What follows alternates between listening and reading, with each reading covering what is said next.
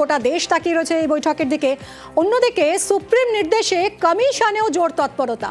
আজ দুপুরে কলকাতা হাইকোর্টে এসআইআর বৈঠক,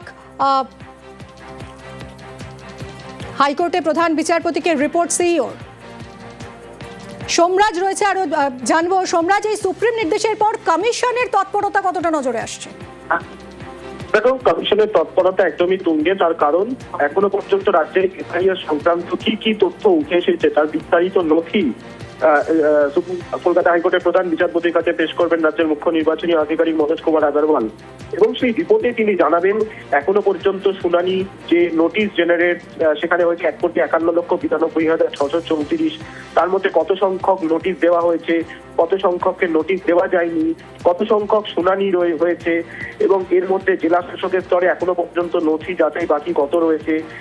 যেটা দেখা যাচ্ছে, মাইক্রো অবজারভারদের নথি পুনর্যাচাইয়ের প্রস্তাব দেওয়া হয়েছে 27,16,819টি।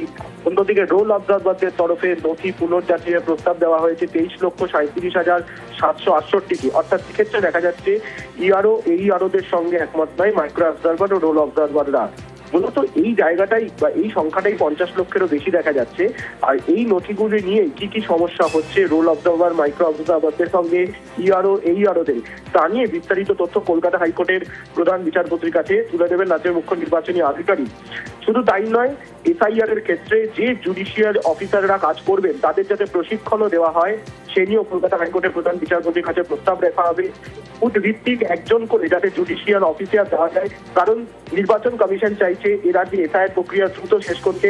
যেহেতু এই 50 লক্ষেরও বেশি নথি নিয়ে বর্তমানে সমস্যা চলছে, যে কাজটি বর্তমানে জুডিশিয়াল অফিসাররা করবেন সেই জায়গা থেকে যাতে বুথ ভিত্তিক একজন করে জুডিশিয়াল অফিসার দেওয়া যায় সেই প্রস্তাবও রাজ্যের মুখ্য নির্বাচনী আধিকারিক রাখবেন কলকাতা হাইকোর্টের প্রধান বিচারপতির কাছে।